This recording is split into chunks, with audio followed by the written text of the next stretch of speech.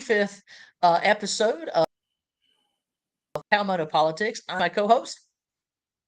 John Cummings, good morning. I will tell you, if you're watching from Facebook, you're not going to get to see this today because they suspended me from uploading anything to Facebook for 2 days, so it won't come on to Facebook until Saturday because they had put a video and a lady arguing, and a gentleman outside was recording on his phone, and the guy that was arguing with the lady was a transgender woman, but he wasn't dressed like a woman. To my mind, he was dressed like a guy. And she had paid for coffee. This is in UK, and she just wanted her money back because he's calling him a he or I. It's very confusing. Got So the guy on the misgendered, yes, misgendered. So the guy recording starts to say, he goes, well, this argument is over. She has apparently used the wrong pronoun with the transgender.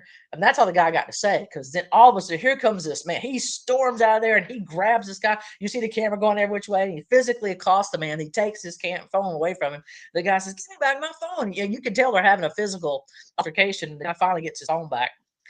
And so I simply said in the comments, if somebody physically attacked me and took my phone away, they're going to get punched. Well, that got me.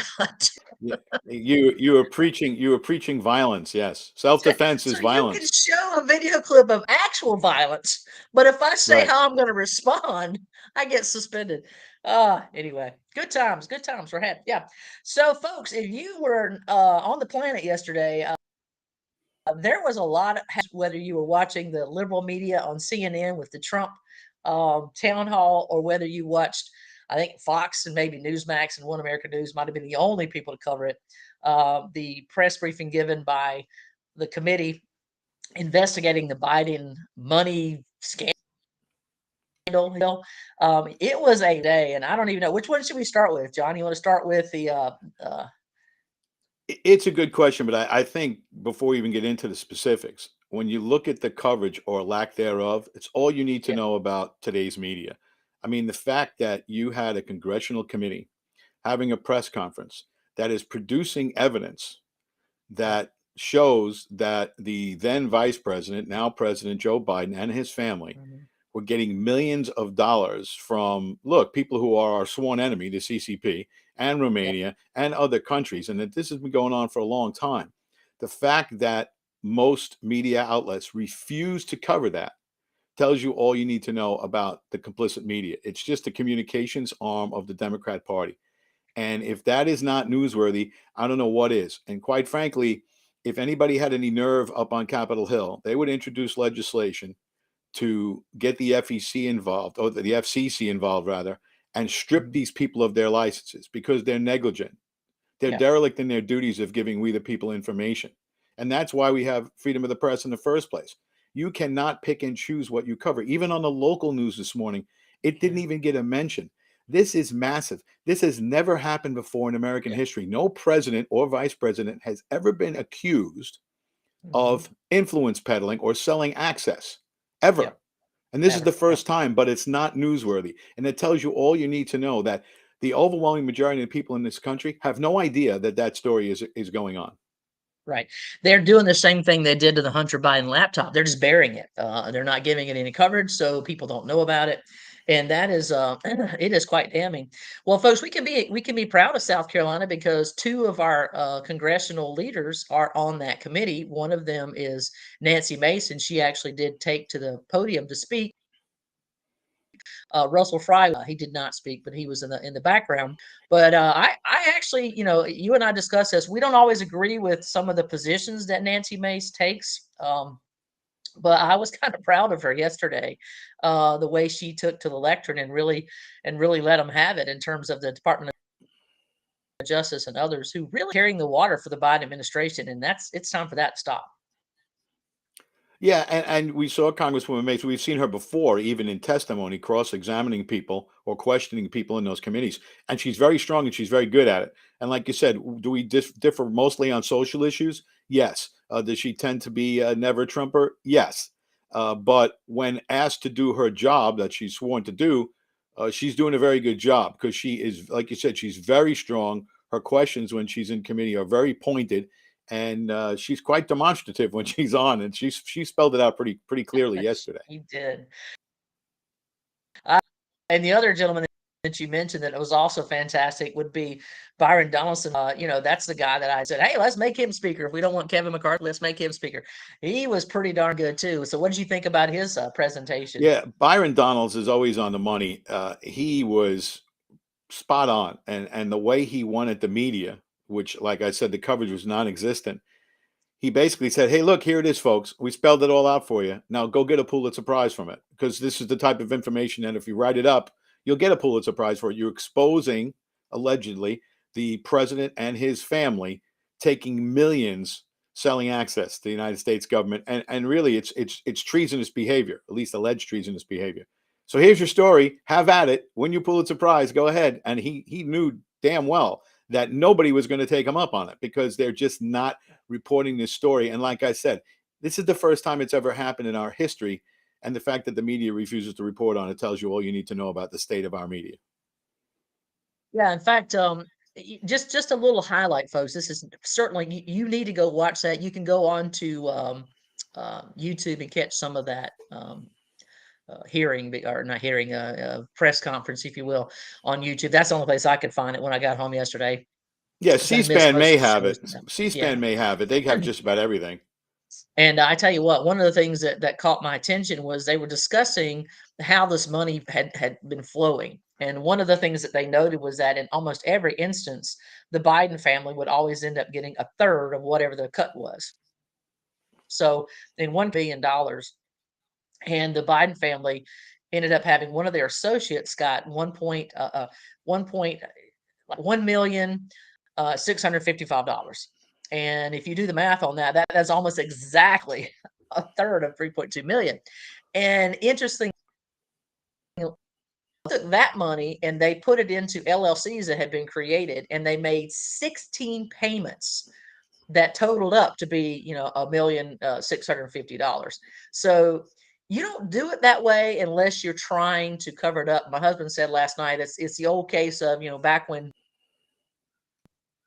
threshold for when information got turned over to the federal, or not the federal, to the banking, and said, hey, look, these people are putting $10,000 increments in for tax purposes. The IRS would be notified, and people would start doing 9,500. So just under the threshold to raise the attention of the IRS. So same thing applies. They did 16 installments that all a third of the 3.2 million. So to me, that warrants a very, very careful study. And I don't think there's any doubt, certainly not in my mind, that there's clear, as you noted, influence peddling that's been taking place, not only with China, and with what was the other country? There was another country they mentioned in my mind just went Romania. blank. Romania was the big Yes, one. Yeah. Romania. Yeah. So, folks, we have a serious problem, and kind of piggybacking on this, the other breaking news story today was that Donald Trump was on a town hall style meeting into the enemy's camp to do it, because he was on CNN and they were anything but friendly, and he was on there for, was it 90 minutes? Yeah, and they cut it short because, I mean, he was just, he dominates anything that he's on.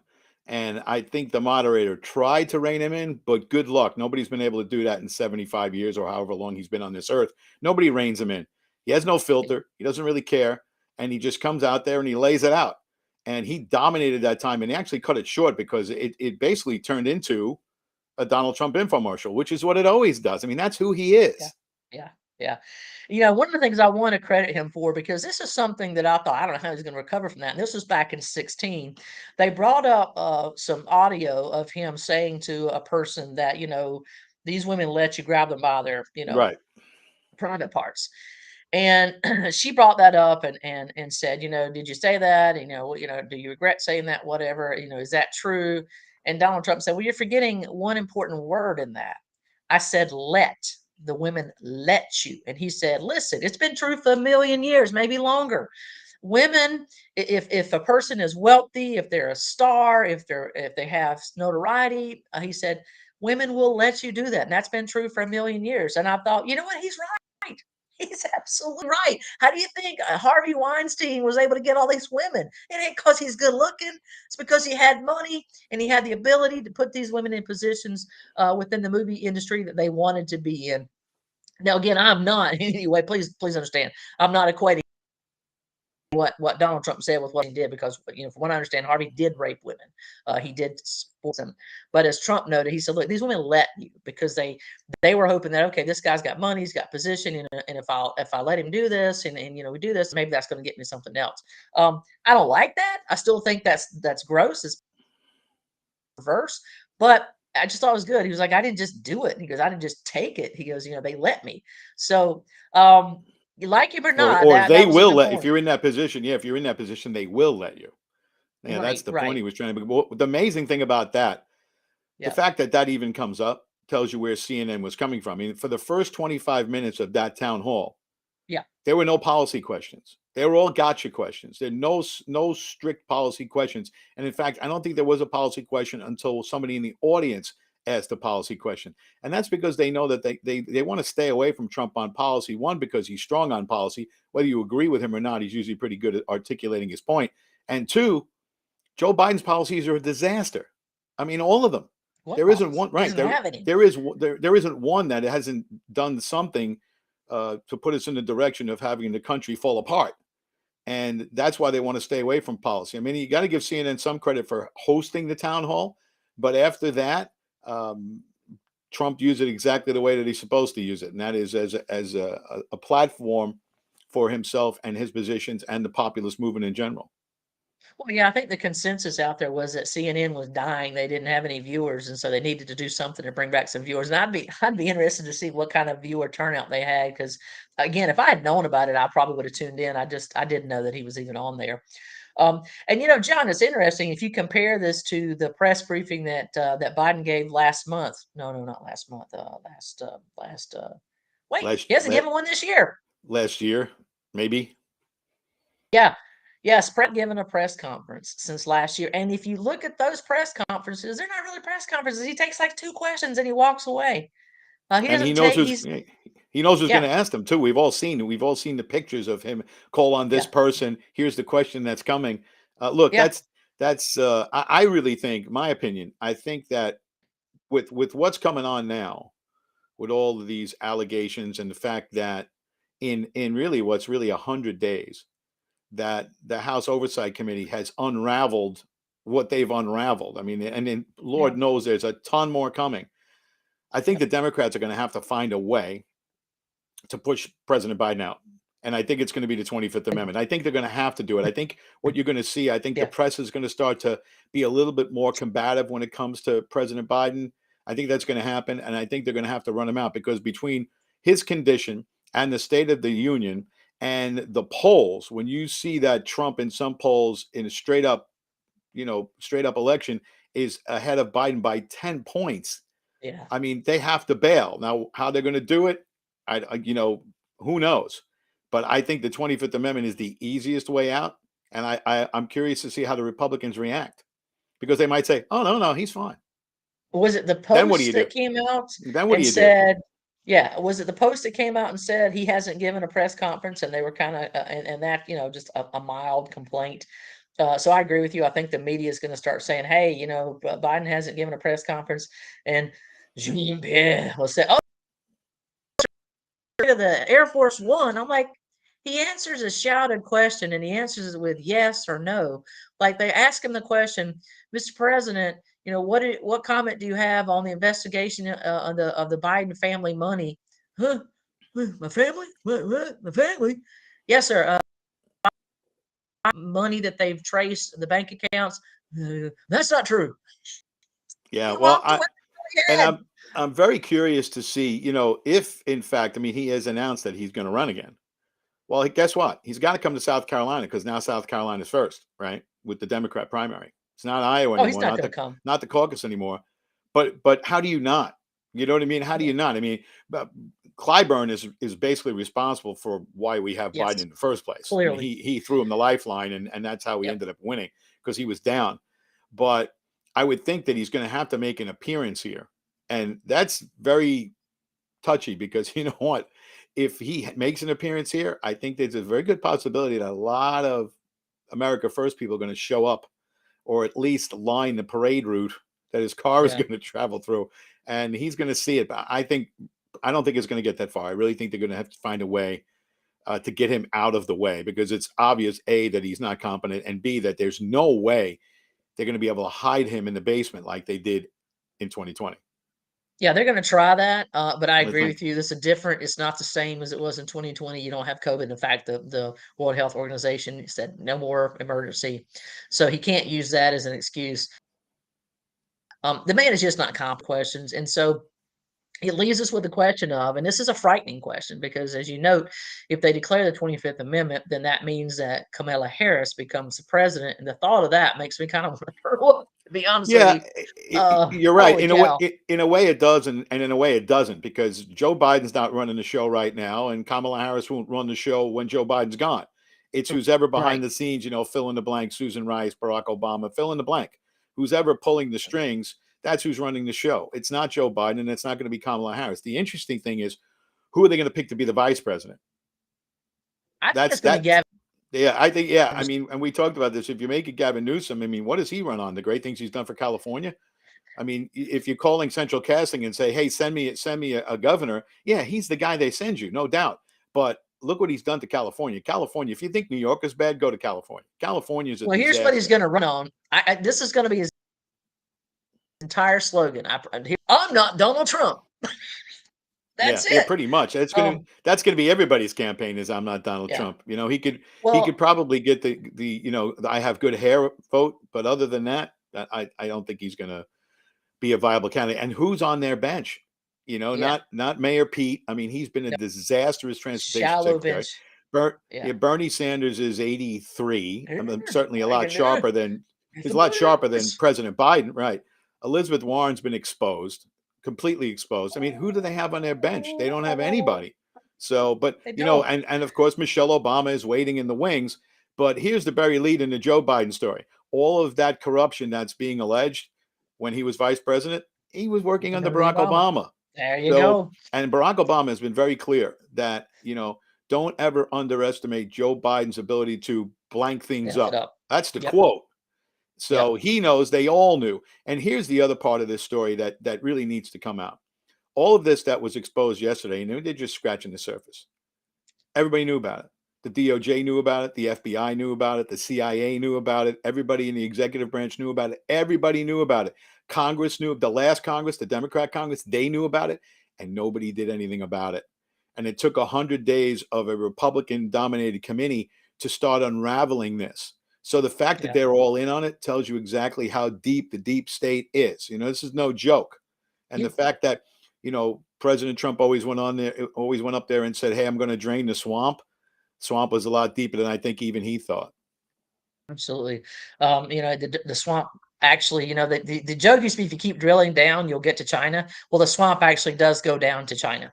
Oh yeah, in That's Joe's where it case goes. it Yeah. does. Yeah, and then of course it's Yeah. convenient that he's from Delaware because they have the easiest laws, easiest business laws there are in the country. So Well, what? I'm not going to lose feet. We got Mitch McConnell. We got what's his name? Fang Fang Lover boy. oh, I Swalwell, forget. yeah. I mean, Swalwell. Yeah. oh yeah. There's a Well, lot of Chinese Mitch is connections there. Mitch McConnell is just part of the deep Yeah. state. Let's face it. He's Yeah. been friends with Biden for 40 years, and they've all gotten fabulously wealthy working in Washington for Yep. $175,000 a year, basically. I mean, the Yeah. thing with the Bidens is what have the Bidens ever produced? What do they do for a living? Can you show me something that they've built, something that they've constructed, something that they've had that provides jobs for people? You can't. So where does the money come from? Well, we all know where the money comes from. It comes from peddling influence. Case closed. Yeah. Yeah, when you have Biden grandchildren getting $1 million payouts, I mean, $10 million is not a small amount of money, folks. And I mean, even the grandkids were getting this money. Now, it's worthy to note that the grandchild that's named shall not be mentioned, that they don't claim her. She didn't get, but yeah. So there's Well, definitely things afoot. I guess they didn't want to cut anybody else in. They want their share, so they're saying, "Hey, you know what? 10's our limit. We're not going any further." So that kid's out. You know, they Right, don't because even. Joe had to get his 10%, so they had to do it even. So you can only have 9 other people in it. Yeah, and Yeah. you know what's amazing too with that story, if I may, they make Sure. the woman in question, the mother, they make her out to be some sort of bimbo because she was working as an exotic dancer. She Mhm. was doing that to pay off her student loans. I mean, she went to college. She's college educated. It's not like she's some street urchin. You know, if you watch it, she's pretty intelligent. She just thought that was the thing to do to pay off her loans instead of waiting for the government to pay off her loans. Right. It's not the worst thing though. It's But an the fact that example of what Donald Trump said. yeah, When you're famous, women yeah, will let you sure. do things. Yeah, I'd say Yeah. it's but that's just it's beyond anything I ever thought would happen in this country.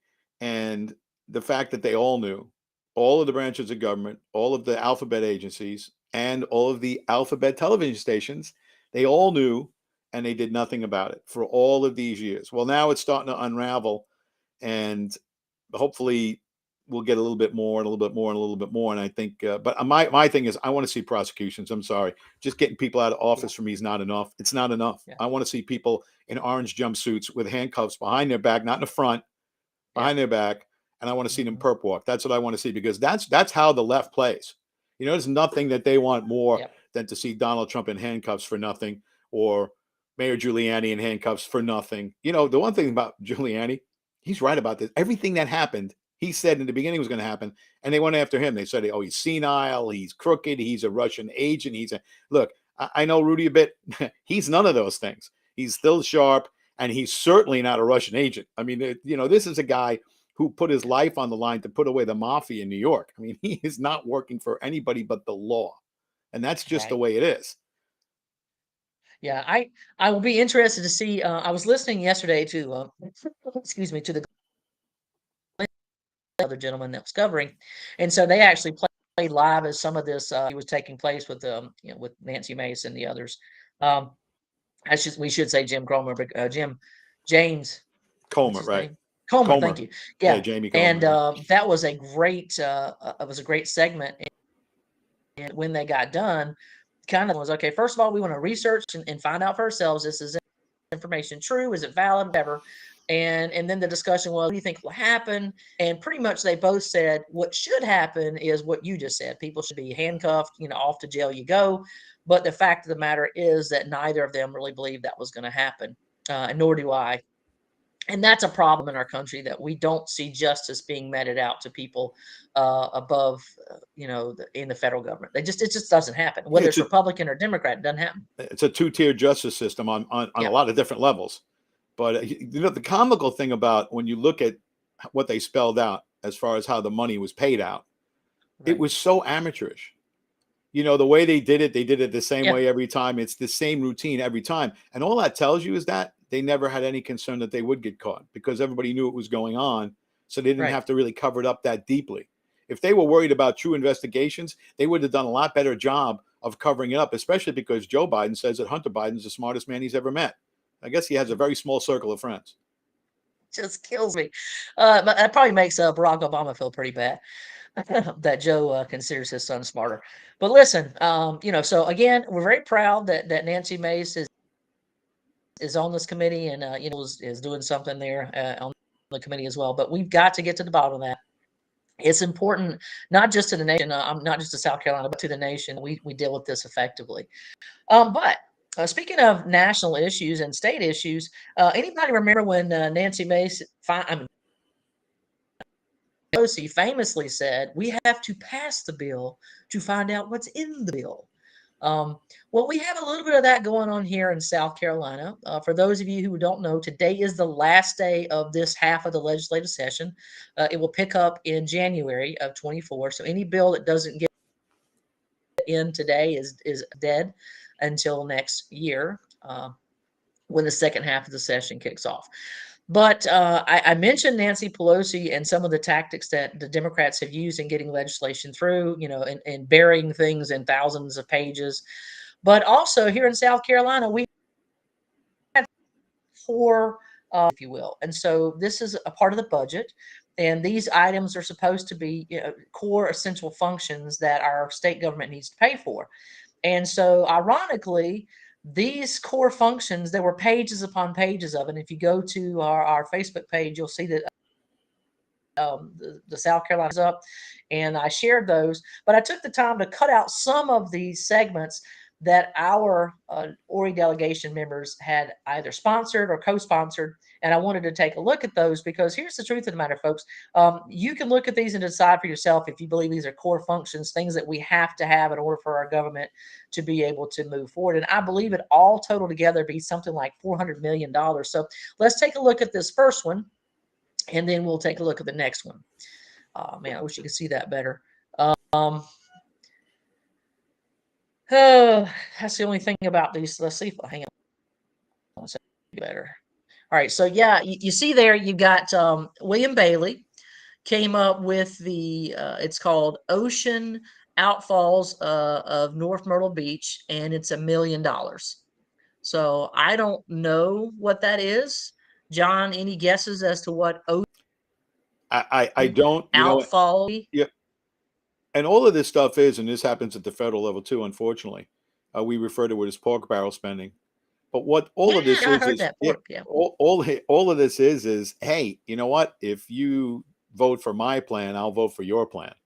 And this is how people in office get reelected, because they get to run and say, hey, I got $1 million for this. Hey, I got 500,000 for this. Hey, I got another million for this. Well, guess what? That's our money, right? It's our money. So, but that's how people get reelected. And that's why incumbents get elected at such a high level, because they can always point to things and say, hey, guess what? We paid for all of this. Yeah. And just under that, also above it, but just under Heather Crawford and Bailey, both on there. Bailey comes up with a Kind Keeper Animal Rescue that is going to bring in $50,000. And then we have a Representative Crawford with the Grand Strand Humane Society, $1 million. And the City of Conway Police Safety, $134,500. And then Crawford again with South Carolina Camp Cherry Grove, $50,000. But I want to point to one that really caught my attention, and it is Hewitt. Representative Hewitt is asking for Murrells Inlet $10 million. Yeah, that's a big $10 nut. million. Just drop that in there at 1 a.m. Nobody's had time to research that. They had like 12 hours to actually look at it. And I just thought, wow. So, I mean, you can look, I'm not going to argue this is good or bad. I'm just saying we report, you decide. Please go to our Facebook page, take a look at all of these, and it's pages. It's not like one or two pages. It's pages of just line item, line item, line item. Adding up to, again, I think it was around 400 million. I mean, here's one right now: the Shaw Sumter Military Museum. A museum. Guess what they want for the museum, folks? This is Smith. This is Merle Smith, and he wants to get. Are you ready for this number? You better sit down. $15 million for a military museum. Now that seems like a core function of our government. $15 million. Hold on a second. Wait a minute. Wait. I think the federal government actually handles military installations within the states, and they would be the ones to actually deal with museums. So why is the state of South Carolina asking for $15 million? Something doesn't smell right here. Yeah, and to go back to the animal control bills, that your items that you posted there, I talked about this on Tuesday. I bet you if you talk to people in the animal protection agencies, that they would love to start with the fact that they should take the tax off pet food first Yeah. before, and there, or the tax on medical treatment for animals. There's taxes on all of that stuff. So just get rid of it and then start from there. If you really want to help the animals, that's what you do, because people are really strapped financially, and they realize that they can't afford the pet food, and they can't afford the vet bills, and they can't afford a lot of things. And that's the thing that they look to first to rid themselves of, unfortunately. And as we as pet lovers, we can't understand how anybody could do that, but they do. So I mean, if you're really looking to help the animal population in general and to help the general population, I would think that that would be a great bill to introduce, to eliminate the tax on pet food. But I digress. Yeah, a lot of this, look, some of it is probably, very worthy, and a lot of it probably isn't. And I think that's where the governor needs to step in. If you have the line item veto, you know what? Shame on me. Does the governor have that power? The line I item veto believe, in many states there are. Yeah, he could just I'm not go in and sure. I'm not sure. line this stuff out. I know that at the federal level, that was deemed unconstitutional. I mean, President Clinton had it. He balanced two budgets on it, and it made it a little easier for him to do so. But the Supreme Court ruled, and rightfully so, at the federal level, that the president shouldn't have the line on veto because the taxing and spending always has to start in the House of Representatives. It has to be approved by we the people, not the stroke of a pen of one person. I get that. Yeah. But at the Yeah. state level, depending on what your constitution is, there are many states that have that and it controls the spending. Now, of course, people will point to the fact that South Carolina, well, we're not in the red, we're in the black, right? We have a surplus. First of all, you should never have a surplus if you're in the government. That means you're making Right. money. That means something needs to be done about that. Yeah. But yeah, you should never be in that position. If you think about it, you should never be in that position. I know the rainy day fund is a great thing now. If you're gonna put it away, all right, fine. But there's probably some ways that you could ease the tax burden on we the Yeah. You people can and allocate that money for other tighten that up a things. little. Yeah. Yeah. So a couple other issues here. We got Case Britton. Yeah, he gets into the fun. He's got a South Carolina Football Hall of Fame. And then we've got Johnson is asking for the town of Aner Community Recreation Center $1 million. And then we've got Schusler, along with Hardy and some other folks. City of Conway Recreation Center, they're asking for 900,000, just short of $1 million. Mr. Merle Smith, he is all over these documents. You should just go through for Smith. He's got another one because we just talked about him. He had was it 10 million? I just said he had 10 million he asked for. Okay, now he's asking for the Palmetto Park Bobby Richardson Baseball Complex. He loves to spend our money. He really does. Now, look, maybe that there's a benefit to that. Maybe they can say, look, if we spent $6 million over the course of the next 10 years, we'll triple that money back to the state in, revenue generated by the new upgrades and, whatever. But the problem is this was introduced at 1 a.m. So there was no time to debate each of these items. There's no way that you could debate the rationale for each of these line items. So as you said, this is all a bunch of pork that they added at the last minute. And discussing, this is not what I believe our state government or our federal government, and both of them do it, but this is not what should be taking place in our country. And certainly not in South Carolina, where we are, John, we are a super majority red state here. So how is it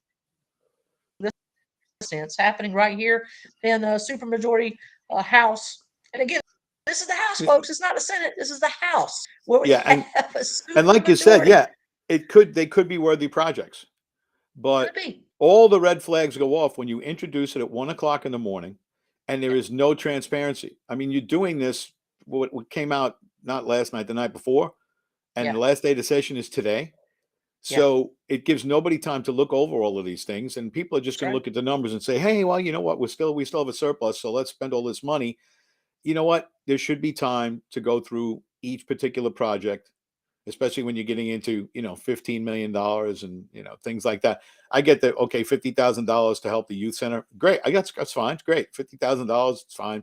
But when you get into $15 million for a museum, hey, nobody appreciates history more than me. But there's a big part of me that thinks that private institutions should be funding museums and not we the people. It's important, Mhm. but there are plenty of charitable organizations that believe Right. in military history that probably help you out quite a bit. But again, it's really the lack of transparency, I think, that bothers everybody about things like this. And that's why people in state houses across the country get a bad reputation.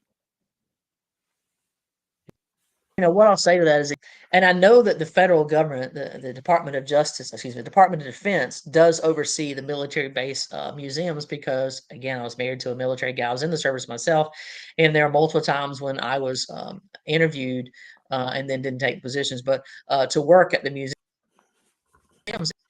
uh, locations. So, because you have to go up to the USA Jobs website to even see that. So I know these are federally funded locations. And so here's my question: if we're going to get into the business of, helping to fund uh, projects that are really federal projects and shouldn't be funded, rather than funding a $15 million military museum in Shaw, let's fund something that makes a little more sense. How about we build an actual post office over here in Longs, South Carolina, where they have a Get rid of little the mobile unit trailers, out the there? trailer, get rid of the Yeah, they trailer. have a trailer out there. And I know Representative Bailey has been pushing.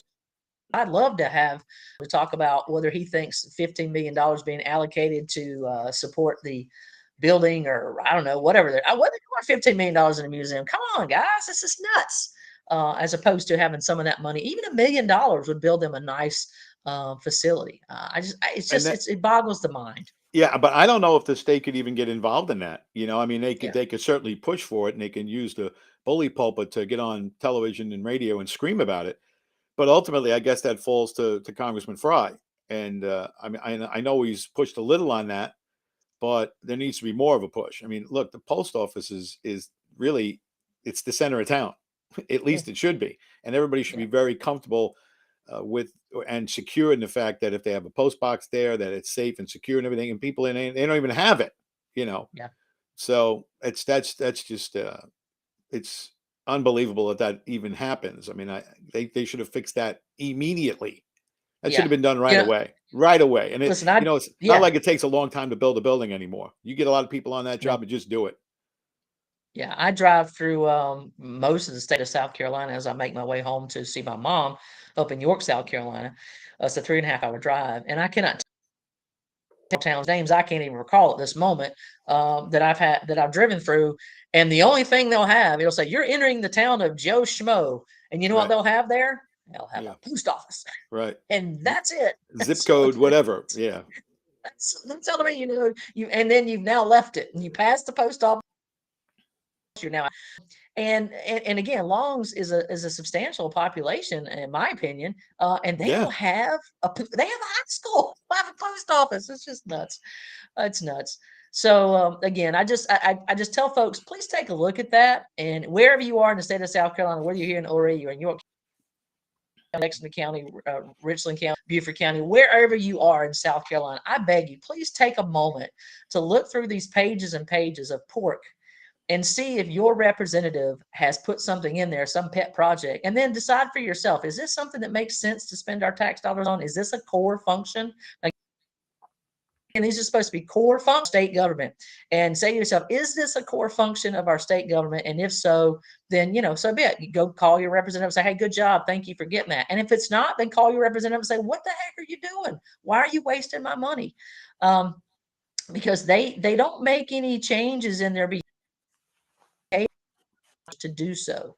And unfortunately, we have some state representatives who, even if they get phone calls by their constituents, they feel untouchable, and so they just move forward anyway. I think Todd Rutherford is a great example of that, and I harken back to the discussion that Adam Morgan and he had on the floor, and before, in which Adam Morgan said, we're going to listen to the constituents when we make decisions about how we're going to spend our money. And Representative Rutherford said, you mean you're not going to listen to the chamber who has all this experience? You're not going to listen to the business owners who have more experience? You're going to let your constituents decide? It's like he was incredible. How dare you? How dare you represent the people that sent you here? You're supposed to represent the interests of the chambers and the businesses and other people, not the people that voted for you. I Yeah. mean, I was shocked. Yeah, picking winners and losers. I mean, there's a lot of people who thinks that is what the government's role is, and not to listen to we the people. And that kind of carries over to today. I know it's the last day of the session, and apparently the constitutional carry is back up on the docket. They're back up debating that again, yet again, even though it passed the House by big numbers back in February, and the House is representative of we the people. I mean, it passed in big numbers. So now apparently they've made a couple of amendments to it, and they're trying to get it through today, and we'll see what happens. Me personally, I would be very surprised if it passed. I think I that can the tell you who's Senate will gonna figure kill out a it. way. Yeah, they'll figure out a way to hold it up again. Yeah, it's gonna be Greg Hembry and Luke Rankin. Which what delegation? Oh, yeah, they're Ori. They're gonna kill it. They're not get passed. But you know what? It could be Penry. I mean, Penry Gustafson, she might, or Senator Chin. There's any number of Republican state senators who would kill that bill. It's actually pretty appalling. I saw Penry was on with Amanpour, and when Amanpour asked her about her response was, "Well, I know my constituents want it, but I'm just torn." Like, what? Excuse me, you've forgotten your role. You are a representative of the people, and if that's what the people want, you put aside your personal feelings and you vote on behalf of the people that you represent. I just don't. It boggles the Right. mind, these people that don't understand it, because they get up there and they think, "Well, I know more than the people do." They don't know. No, I'm smarter. I'm smarter than the people. It Right. And just kills me. like I've said before, there's no hard and fast rule that says that you have to vote for the will of the people, but you do so at your own risk. Right. When you go to Right. for reelection, it should be pointed out that you voted against the will of the people. So, Yeah. that's the chance that you take. But the bill apparently, I mean, I haven't seen the new version of the bill because they added some amendments. I know there was some issues regarding whether or not the concealed carry permit would still be part of this, meaning that you could still have that and that it would be open for the rest of the time, or people could still carry concealed. And obviously, my pet peeve, the fact that there are places that if you have a concealed carry permit that you cannot carry a gun into.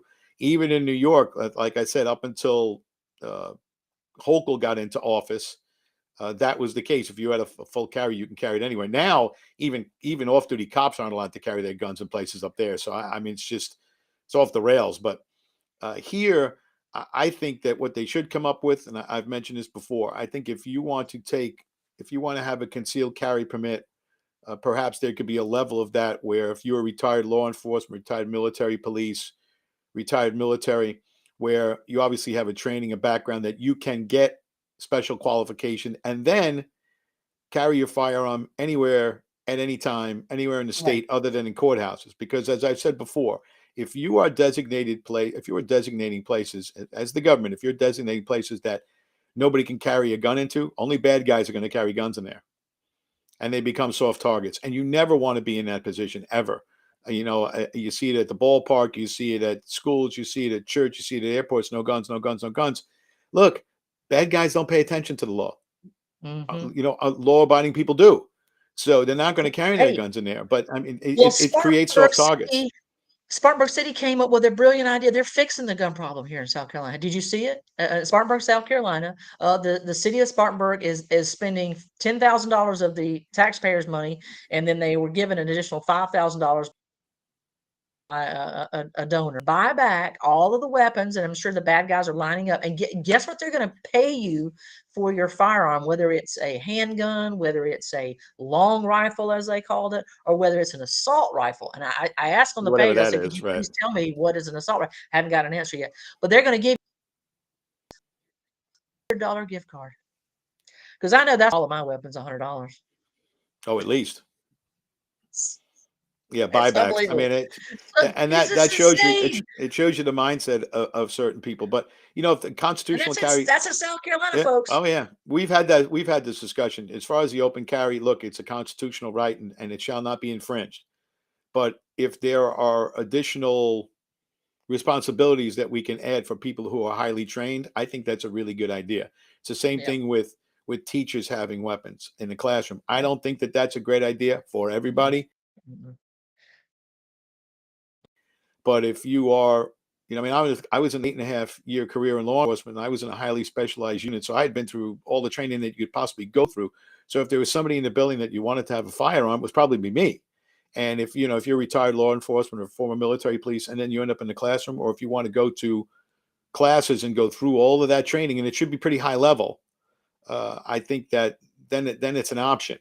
And nobody should know which teachers have the firearms in the school. But as far as Yeah, giving let me every teacher a gun, I think, you know what? That's, this because you went through it in the yeah, military and I yeah. went through it in the police department. There are only certain types of people that can handle those situations, no matter how much training Mhm. you go through. Yep, And yep. you just can't put everybody in that position. It could turn very, very bad. Well, look, I worked in administration, and I often say this, I loved all my teachers, I loved all my coworkers, but I've often said it, there are teachers that I worked with who I would not want scissors, let alone a hand. I'm going to show you one more picture that made the New York Times in talking about Henry Gustafson and some others. So this is pretty awesome. I wish I had time to put it up, but that is the New York Times front page. Those are the 5 senators who blocked the abortion ban in South Carolina. See that 3 of them are Republicans and 2 of them are Democrats. So isn't that interesting? 3 Republicans and 2 Democratic senators stood in the way of protecting the lives of babies. And they're proud of it. I mean, these women, take a look at that, read the article, make a decision for yourself. You were talking earlier about they're going to have to face their constituent, their voters. And I hope these 3 Republican senators feel comfortable that their constituents actually support stopping or actually support allowing South Carolina to be a nation state, because that's effectively what they have created. And so it's not a good thing. And I hope that the people in each of those 3 Republican senators' districts will go out and vote those ladies out and put somebody else in there who actually really believes in the platform of the Republican Party. And when we, the people, say we want something, we and not just give lip service to the idea of being a conservative. And so that's what I'd like to see. So I hope that's true. And I'm certainly going to be one of the people to help, continue to push that information. They have made whoever decides to run against them, they basically made their job easy. Like here's your first campaign push, here's your second campaign push, and they're going to hit them with the 2 things. They're going to hit them with first of all, they don't care about the lives of babies, and second of all, they don't want you to have a weapon to carry. They don't want you to have your constitutional right to be able to practice carrying your weapon. So that is going to be a very interesting hill for them to overcome, and I don't think it's possible. And when Um, you look at it, the entire issue, what we have here in South Carolina is a red state with a supermajority of Republicans in both the House and the Senate, and we have a Republican governor, and we're going to be a destination location for abortions. Now, how did that happen? And for me, it just shows you that there's a lack of leadership right at the top. And the fact yeah. that they couldn't work this out, even in North Carolina, my understanding is they got it down to 12 weeks. Now it's Mm-hmm. not 6 weeks, Mm-hmm. but it's not 20 Yeah. weeks. All right. So Yep. in a neighboring state that does not have a Republican governor, that does not have a Mm-hmm. Republican supermajority, that is nowhere near the red state that South Carolina is, they figured it out and got it down to 12 weeks. Or at Yep. least that's the legislation that they have pending. I don't know if they signed it or not. I think the Yeah, I'm government, not I sure think the either. governor, I think the governor was looking to veto it, in fact, Right. because he wants to Right. stay at 20. But the fact Right. that that has happened in this state, or it looks like it's going to happen with time running out, this being the last Mm-hmm. day, unless they come up with something, the fact that we have all of that in place and we're going to be a destination location for abortions in this region tells you all you need to know about the failed GOP leadership at the state level. Exactly. And now back on this, we've got the state convention coming up, the South Carolina GOP convention coming up to elect the state leadership. And there was a young lady whose name I won't mention that came onto the Horry County Republican page and commented to another gentleman who said, it's time to fire Drew McKissick. Look at what he's led our state to. Our response was McKissick's fault. I mean, this is the voters' fault because we keep electing these people. And I thought, you have no idea what you're talking about. Drew McKissick is largely responsible for a lot of the votes we have elected because, who do you think was down there lobbying President Trump to get an endorsement for Russell Fry? Well, it was Drew McKissick. Who do you think standing up alone? He was, in fact, he did it so quickly and within a 13-hour period that he was the only person that had time to make it to Columbia to actually speak on behalf or against the bill, House Bill 4066, which again is the bill to limit the number of state delegates to the convention, as well as to put serious regulations and how you can dispute election or have questions about election integrity issued. And that's Drew McKissick. Drew McKissick is famous for having gotten behind candidates to oppose incumbent Republicans, and he loves to show up at the state EC meetings and joyfully and exuberantly say, "We did it again. We turned another Democrat to Republican." And I'm like, okay, if they're a Democrat and they switch to Republican, but they continue to vote as a Democrat, the only thing you've done, sir, is water down the Republican Party. And that's what you see with Luke Rankin. I keep using Luke Rankin because he's such a great example. Luke Rankin was a Democrat from the 90s before when he switched to Republican simply because having an R after his name ensured he would be reelected. But the thing he didn't switch is how he votes. He still votes extraordinarily liberal, so liberal that there are two actual Democrats, named Democrats, who have a more conservative voting record than does Luke Rankin. So if those are the that you're getting to switch to the Republican Party, Mr. Drew McKissick, no thank you, I'll pass. That's not what we need. And that's why our state is ranked 33rd out of all 50 states. 33rd, we're the last state in terms of a Republican state. We're dead last.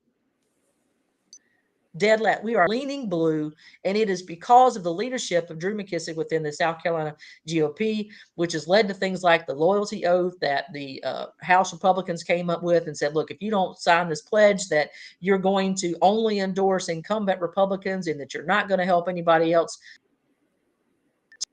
then you can't be in the caucus. And they kicked out all the members of the Freedom Caucus who would not sign the loyalty pledge, which is absolutely shameful. And then Drew took that same idea, and once he became the co-chair of the Republican National Convention, he and Ronna Romney McDaniel decided to take the oath and introduce it into the national political scene by saying, okay, if you want to debate in the presidential debates, you have to sign this pledge that you will endorse the eventual winner. Now, you and I discussed this in another episode. Folks, I don't have a problem with them saying you have to sign you will not run third party, whatever. You won't be a sore loser kind of person. But there is no way they should be required to endorse the candidate. That's crazy. That's not democracy. That's not the kind of nation I want to live in. No, thank you. If that's what you want to live in, go to. Yeah, that's another, I said on Tuesday that one phrase that you should never hear in our country is government mandate. Yeah, that's one. Loyalty oath is the other. Unless you're, pledging allegiance to the flag and to the country when you're swearing into office. Loyalty oaths for a party, no. There's infighting in parties all the time. And that's what makes it healthy. And eventually, hopefully you can regroup and defeat the Democrats in the general. But what goes on here, it's just mind-boggling, and we need to change at the top. We also need to get rid of the open primaries, as we've talked about many, many, many times, and we need to add as many Freedom Caucus members to the state House and Senate as we can get. And we surely need to have some sort of Freedom Caucus representation here in Ori, for sure. We have none. Yes, we have none. It's funny you should say that. Jeff Davis, who heads up the MySCGO group, and I don't know exactly why. I have some idea. He is vehemently opposed to the Freedom Caucus, and he went after them. Now, he did, to his credit, he attacked the Republican GOP as well as the Freedom Caucus. And I'm talking about in South Carolina. I don't know how he feels about the National Freedom Caucus, but I know that's much better. I don't understand his position for that, other than the fact that Nate Loop, who is a supporter of the Freedom Caucus and is a friend of the, Adam Morgan, who's the chair, and I know Nate Loop and Jeff are, like oil and water. They're constantly in conflict with one another because I think Mr. Loop was in charge of the shadow group, the opposition that Mr. Davis would have towards Nate Loop. But I think it gets into sort of the high schoolish thing. You remember when you were in high school, this is really more of a girl thing than a guy thing, to be honest. But in high school, the girls would have this policy of, well, I don't like Janet, so if you want to be my friend, you can't like Janet either. School, it's even middle school, really. It's childish. So the fact that Chairman Morgan has a relationship with Nate Loop does not negate what he's doing to help push forward conservative issues and values and to fight for the we the people. So I think Jeff needs to grow up a little in that way, and let's get behind people that are actually doing the work of we the people. Yeah, was it the enemy of my enemy is my friend? Yeah. I think that's pretty much what you need. Is you need unity when it comes to attacking the establishment, quote unquote establishment. And I think that that's something that needs to be worked out and could be worked out. Should they just sit down and meet? And I think, sometimes it's personalities over principles, and it should always be the other way. And that's one of the things that happens in politics. But they should really just keep their eye on the prize, and that should be getting as many people elected to the Freedom Caucus, or people who refuse to take Right. loyalty oaths. Get as many of those people elected at the state level as you can, so you can combat on a bill by bill basis what's going on that has led to us becoming a purple state bordering on blue. Yeah. And to that end, I'd like to say that Zoe Warren, who was running for South Carolina chairman, Jeff Davis pulled some kind of calls it a caucus, but it's not a caucus. You weren't elected to do anything. He just basically took out his little Rolodex, if you will, and invited the people he wanted. I certainly didn't get an invite, and said, okay, let's get on the phone together and let's vote for who we think would be the best candidate to beat Drew McKissick.